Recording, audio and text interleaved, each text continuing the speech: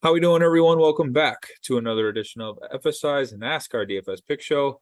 I'm your host, TK Nation 47, joined with Meg Ruler 31. We are live for the Talladega 250 for the Truck Series, 100 laps at the Superspeedway. We have, what is this in the race? We are inside the championship 8 for the trucks. Luckily, we got qualifying earlier today. Mega, tell us about it. Yeah, so they have Homestead left after this, and then they have the final race. So there's only 3 truck races left. They're pretty spread out. There's many more races, and then Xfinity and Cup. So, That's the time. yeah, I'm looking forward to this. But this again, just let's go over the Super Speedway rules. Yep. Play lightly. It's very volatile. Mhm. Actually, finally had a great weekend last weekend in Cup. I pulled in over $1,000, took down a FanDuel tournament. If I played in the higher dollar one, I would have tied for first and got 15K in that one. So, um, yeah, I just didn't get into the contest fast enough, but I think I took down like the secondary level one, and it was Cool. and DK was very good too. So, got some bankroll, but I'm not going to spend it this week. I'm going to go probably play about 3 lines here.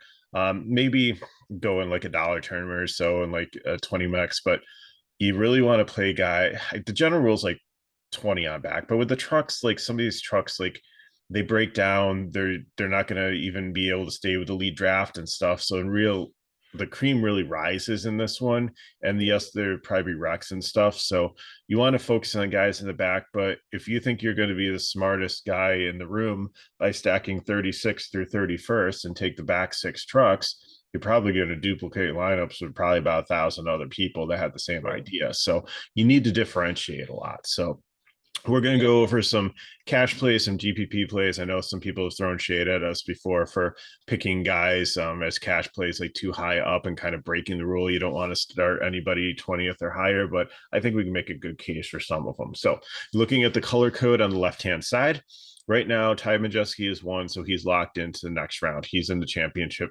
4. He's good to go. Nemechek and Friesen have some work to do. Chandler Smith and Zane Smith have enough of a cushion, I think, to be okay. Even if they have a catastrophe here, they'll still have to have a solid race at Homestead. But I don't think like if they wreck here, it's going to completely take them out. And Eckes, Rhodes, and Empfinger are currently on the outside looking in. Well, obviously they're only taking 4, so many of them are on the outside looking in. So right now it looks like Smith and Smith should be the closest ones to advance on points if no new guy wins that's already in the playoffs. Nemechek and Friesen are next closest, and Eckes, Rhodes, and Empfinger have some work to do. So they need to have a good race here, not make a mistake, or it might be an insurmountable lead to get into the championship 4 once they get to Homestead. Yeah, those gentlemen, Rhodes and Finger and Eckes, probably are looking for a win. Anything other than that, they're likely out. Um, Or do they play it safe just so, if some of the other guys crash, then all they have to do is finish the race?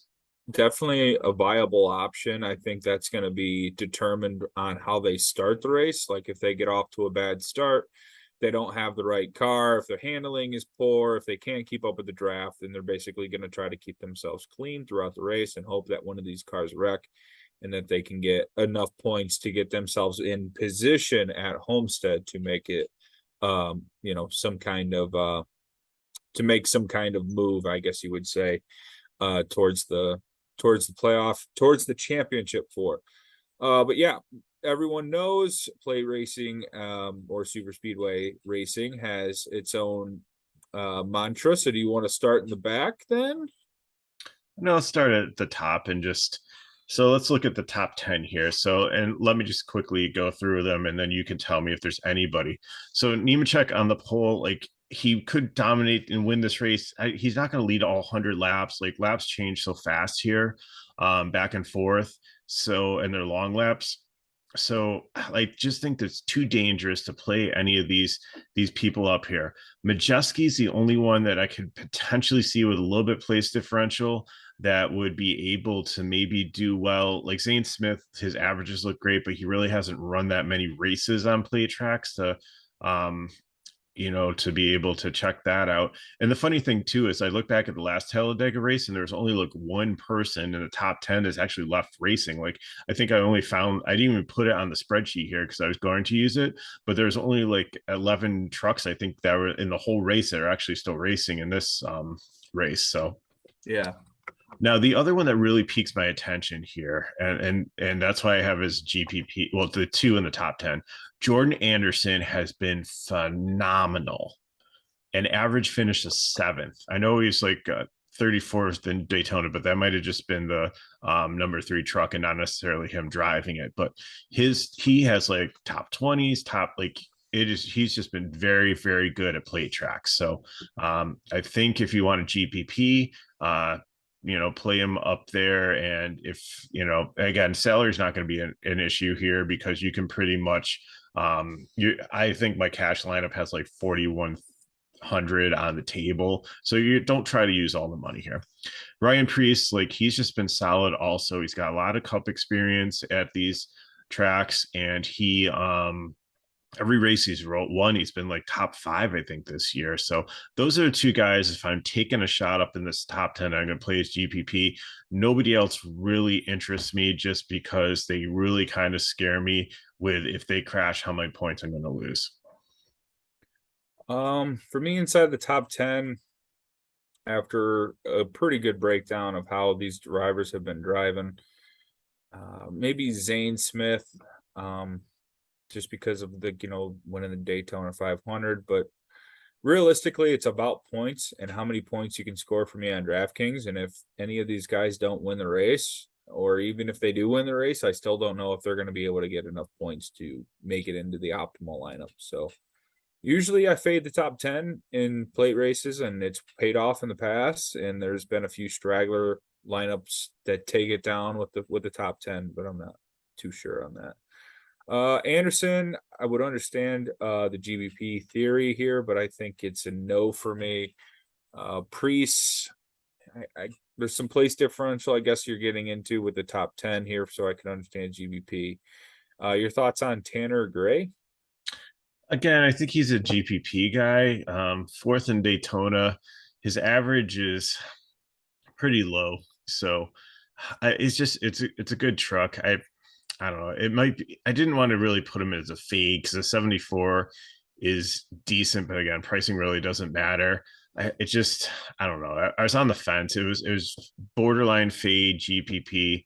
So don't love the play, but I think if you're mass multi-entering 5% or less on him, don't completely take him out. Yeah. Next up, we have Corey Heim in the 51, starting 12th. Great truck, but he has been horrible at plate tracks. Yeah. Doesn't really have Even he's won a couple races, but he's wrecked a lot. Yeah. I mean, this qualifying effort, probably the best I've seen him do on a play race or a super speedway. Without practice, I don't know. There's not much practice can tell you, but I just don't think he has the experience on a super speedway yet. So I can understand the fade. Ekis, I think I'm gonna have. I don't know if I'm starting here in cash, but I'm certainly gonna play him tomorrow in different lineups. Yeah, I definitely like him here, and actually, I like pairing he and Rhodes because usually manufacturers work together and their teammates, and they're both in the playoff hunt and kind of in like a similar situation. So to me, it's like something that I like both of these guys. Yeah. And Akis is a really good plate racer. Yep. And Ben Rhodes hasn't been in great. Daytona. Yeah, Ben hasn't been in great form recently, but like these guys finished 2nd and 3rd at Daytona, so like obviously there's something going on there. I don't think there has to be any type of specific form for me to be playing Ben Rhodes at a super speedway. True. Yeah, that is just his jam. 8,200, way too cheap. That's where I'm going to have cash exposure to the middle of the pack. I'm hoping that's where I get different compared to everybody else in cash games with Ben Rhodes. Jack Wood kind of sandwiched in between there. That's a no for me. I like Ekis and Rhodes. I'm with you. Some Thor Sport stacks definitely going to be in play So maybe here's this. If you're playing Ekis Roads and like a Thor Sport stack, maybe you can throw in Majeski, but I could see him just trying to keep that card clean Yeah. and just hope to make it to the end. Or he races like he has nothing to lose because he doesn't have anything to lose. Right. Maybe he just wants to win at Talladega. Who knows? We don't know their strategy. We're not inside the box, but I like Thor Sport. Definitely like those two. Grant Enfinger, he's not terrible at play race. No, Super this is his speedway. 10th, but I just don't like the GMS truck as much and the Chevys as much as I like the Toyotas here. So, Yeah. He um, wrecked out at Daytona. right. But his average is 13th, and like all the and when we talk about averages here, it's not a natural average, so it's not like I took all the ones. I use standard deviation going back to math class, and what that does is it finds like what the kind of control point is to the middle, but it eliminates data that's too far to the left or to the right of it. So it, like, if somebody won a race but they're usually finished 15th, you're going to get like 15th. So so he's better than like the Daytona 13th. So there's definitely a chance for him. He's probably going to finish in the top 10 here if he doesn't wreck out. So, but again, I like the other two better. So Austin Wayne Self, 7,300 starting 17th. This is good to have him actually back. he's actually a decent super speedway driver. Yeah, he Every is. year at Daytona he does poorly in qualifying, or like they don't have qualifying and he doesn't get a good spot, and he's someone I usually target. Um this is kind of the only style track I like to play Austin Wayne South, other than maybe dirt, but I don't mind him here at 7,300 for GBPs. Yeah, and he's starting a little bit far forward. Like 25th would have been the sweet spot, would have been Oh, perfect. definitely. But again, and GPP, I think his where he's starting, he'll have lower ownership. 13th at Daytona, 20th overall. Should finish around where he starts if He is boom or bust, I yeah. think, actually. Because Austin Wayne Self is always into it with somebody on the track. There is a guarantee he's going to be causing wrecks and getting free, or he's going to be the one that is like first wreck. I don't know. He's like the the watered down Ross Chastain in the truck version. So always starting trouble. Friesen. This has got to be a play, right? Not necessarily. Like he's been middle of the pack for these plate races like consistently, so it's a good truck and everything. I like it's a Toyota also to work with the other probably Thor Sports ones, but I just I don't know. It's I think he keeps it clean and everything, but I don't think he moves up very far. So I think it's a safe play, but I don't think it really has upside. I think he's going to go into this race with nothing to lose and try to win it. Honestly, pretty far back in points. He's going to have to jump Nemechek. He's going to have to jump Smith, both Smiths to get in here. I think He he just needs to realizes. jump Nemechek. He's fifth. Well, yeah, oh, yeah, that's true. He doesn't necessarily have to jump the Smiths, but in order to lock himself in before Miami, and he knows he's going to be at a disadvantage at Miami with the Cowbush Motorsports and all the different, money, just having that different kind of setups in their car, that they're going to be the front runners next week. I think he sees this as like his shot. So I like Friesen for GBPs for that reason.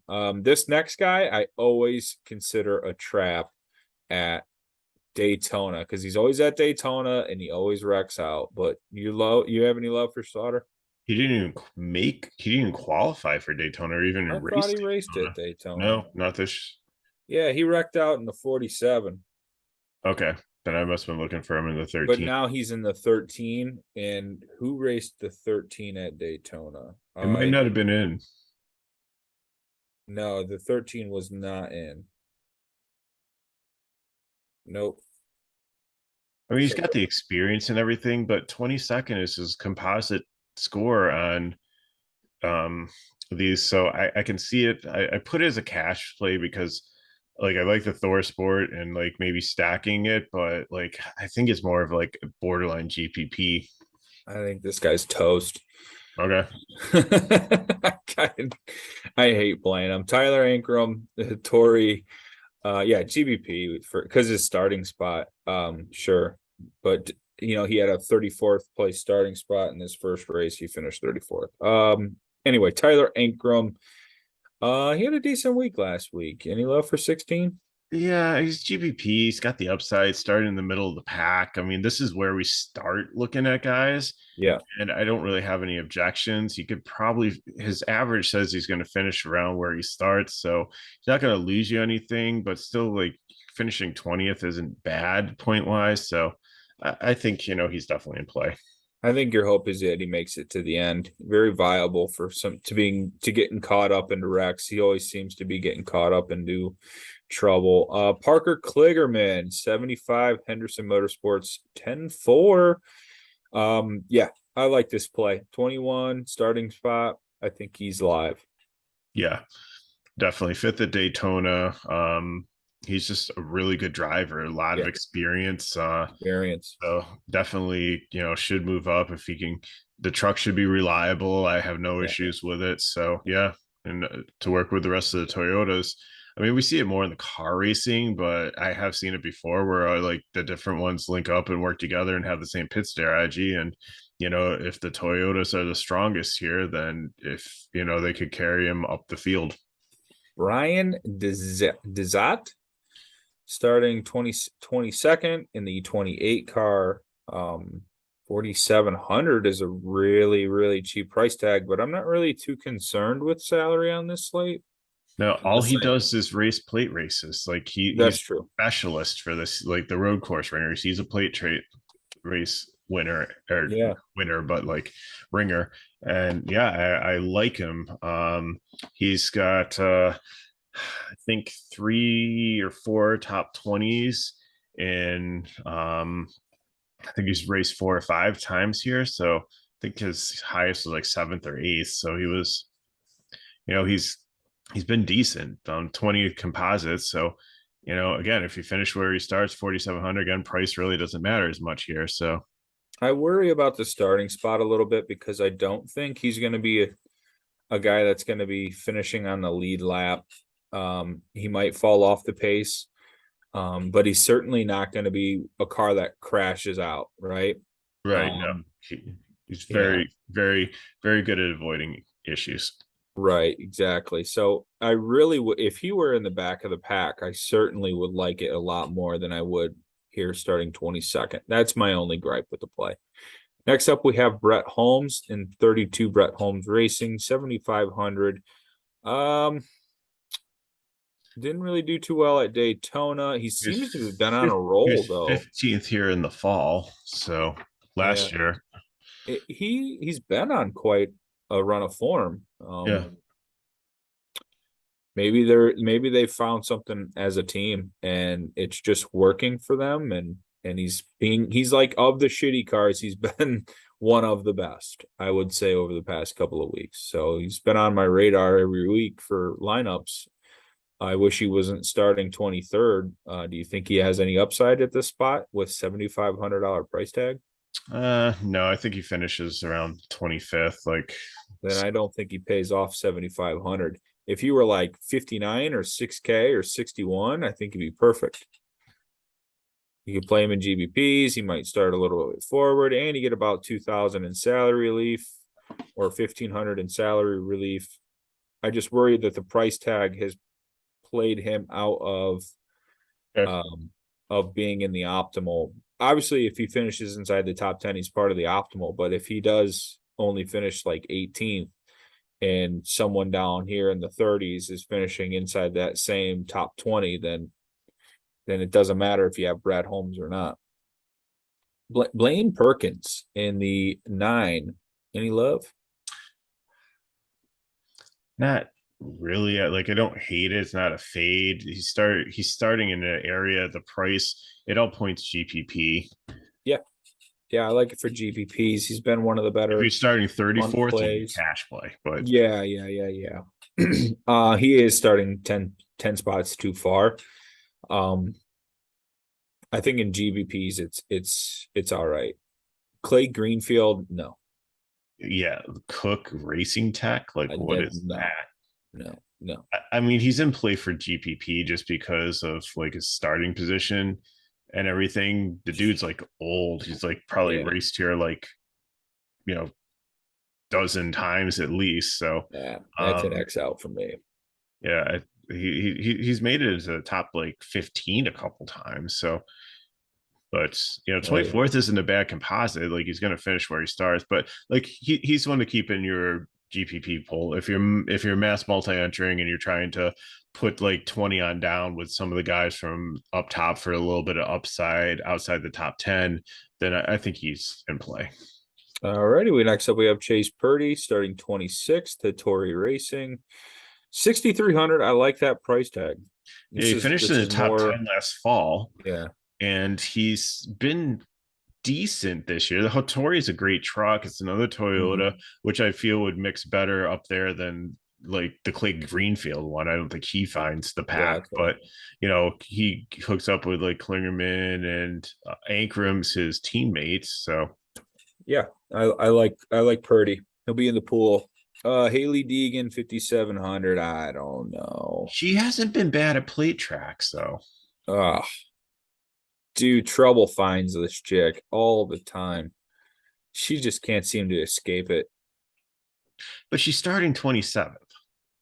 Yeah, yeah. She's it. I mean, on paper, she looks like a play, If she but makes the if in she your makes it through the gut first big wreck, feeling, she's fine. yeah. I just always see her part of any kind of trouble, and for some reason that leads me to just click the X on her. But everything on paper it looks like 5,700 super cheap price tag. There's only a few other 55K guys I'd rather play, You're but 17th at Daytona. yeah, yeah, yeah, that's true. And I she's don't been know. I'm running still on the well fence. recently. She's been running well recently. She had just a couple weeks ago had one of the best races of her career. I think she was top 10. Wow. All right. Well, I'll have to reconsider and see if she fits any of the builds. Maybe with the double 5K punt build and getting bullish on, I don't know, Mariah Priest or something. Next up we have Kaz Gralla 7,100 in the O2 Young Motorsports. Um, any love for young Gralla? Yeah, it was a prime play. Prime play for Gralla. I think he's got some good experience here. He was ninth last fall. Um, you know, he was sixth in Daytona, 19th overall average. He's starting 28th, so he could gain at least 10 places here. I see him in the top 20. He does pretty well. The truck should hold up. Lots of good things here. Yeah, Jesse Little finished sixth in this same truck at Daytona. I could understand it. Parker Retzlaff, I young, think I'm gonna change this to GPP just for his experience level. He is young, and I don't know if he's ever yeah. run here before. Like eighth at Daytona, so there is some upside. So yeah, Next up we have Matt DiBenedetto, 7,900. I think you have to eat this chalk. yeah, I think he's gonna be one of the most popular and high owned drivers, probably. Yeah, finished 10th at Daytona. I'm usually on the fade DiBenedetto train, but I think I'm gonna eat this chalk tomorrow. And the truck usually holds up well at super speedways. It's like some of those like half mile ones that like grind it at short tracks that like more braking and like grinding on the transmission and stuff. This one you pretty much run open the whole time. So Yeah. Yep. Jennifer Joe Cobb. how the heck did she qualify? I mean, there are guys that didn't qualify here, and she did. Wow. Yeah, that's a big pass for me. I mean, she must have She's had doing just this a like lucky number 40. in qualifying. Isn't she like 40, like almost 50? Or am I Yeah. thinking of or am I thinking of Decker? Nah, Decker's young. Okay. Jenny's the young Okay. the old the old one. Okay. Um Bailey Curry 6K. I mean I'm not playing Joe Cobb. So Yeah. Bailey 6K. Uh, Lots of experience here in Yeah. Xfinity. It's a nice truck. It's the 44s has been solid this year. So Mhm. 30th average, but 19th at Daytona. I think there's some upside here, definitely. Yeah. Cash play for sure. Timmy Hill. Take it away. Um, just been solid performances. Uh, here. 14th overall. I think, definitely it didn't qualify well, but that doesn't mean anything. He has another Toyota that I think could link up with the other ones. And you're seeing a theme here. Like my whole cash lineup could Toyota. be all like Toyotas. Yeah. Well, besides, Gralla and like Di Benedetto, I'll have them there. But you could make a solid cash line with just Toyotas. I think there's so Yeah, much yeah. upside. He can only lose 3 spots here. There's lots of good things. Next up, we have Lawless Allen, 5,300. Again, I think he hasn't had a bad season. I know he struggled a little bit at plate tracks. 31, he's gotten into some accidents early on in his career, more last year. This year, I think he's been better. 25th at Daytona. I think that there's definitely some upside here if you're stacking the back. Dean Thompson finished dead last at Daytona. Yeah, he's the one I'm more concerned about. Yeah, very viable for a wreck. Yeah. But he's going to be high owned. Yeah, and he's not going to lose regardless. Much. And that's why I put GPP. And here's the one to skip to make your lineup different. So yeah, there you go. Yeah, because everyone's going to have Dean Thompson in cash. Yeah, so skip Thompson and people might skip over Cobb also, but that's why I really like you could build a solid lineup with just Gralla and get rid of like Rats, Cobb, and Dean Thompson. And if you're stacking the back and that's your strategy, then there's someone. That's not where I'm going. I'm gonna pull like one of the guys up here because I think there's like win upside with Eckes and Rhodes, but Honeycutt I think is definitely a lock play too because there's no place to go. Plus, he's a driver. He's got experience here in ARCA, so and it's another Toyota, and the on point ones are decent. Yep. I think what we were getting at there when we were talking about Dean Thompson, hoping that Ben Rhodes is kind of lower owned, you skip the 7K range and you just play a couple 10K guys, Ben Rhodes, and then get different with value and then stretch yourself with Di Benedetto. I think that's a viable way to be a little different in cash. Like you're still playing the same principles with some of these value plays down here, but you're trying to get rid of the volatile Dean Thompsons and from my point of view, Haley Deegan and stuff like that. So I think the truck race is shaping up to be a pretty decent one with a lot of but just remember, do you remember who won the truck race last year? At Talladega? Yes. No, that was Xfinity, Brandon Brown, right? The truck race, not ringing a bell. Tate Fogelman. Oh, that's right. And he's not in this race. Right. That's my boy. Yeah, like that. If you looked at the top 10 like last year, you're like, what happened? Did they rain or something? Was it like weather? No, it was pure carnage. Yeah. Pure carnage. I know, and that's why Tate Fogelman won, because he was one of the only clean cars on the track. So when Brian DeZout wins, it's the equivalent of Tate Fogelman winning. Yes. That is the exact same scenario that happened. Everybody had at least some kind of damage, and there was just Tate. That's how Jeremy Clements won the Xfinity race at Daytona. Exactly. So put your $3 down and DeZout 150 to 1 tomorrow. So again, bankroll management here. Yeah, absolutely. We want to see you next week. Yeah, don't just because it's Talladega and it's a lot of fun does not mean it's the right spot to be throwing your money at it. Scratch off lottery ticket. We always go back to this, but what was his name? The guy that wrecked in last. Oh yeah. I can't even remember. It was Daytona of 21, wasn't it? Or everybody in the industry had this guy in their lineup. This guy was 80% played, wrecks on the first lap by driving into the back of the 39th car. Yep. That in a nutshell will always be our exact why you don't go all in on a plate race for bankroll, because that very instance. So we'll probably repeat it in the next video, and we will see you there for the Xfinity video coming up right after this. So like this video, comment below, and get ready to see us for the Xfinity race video coming up next. All right, Mega, let's roll it over.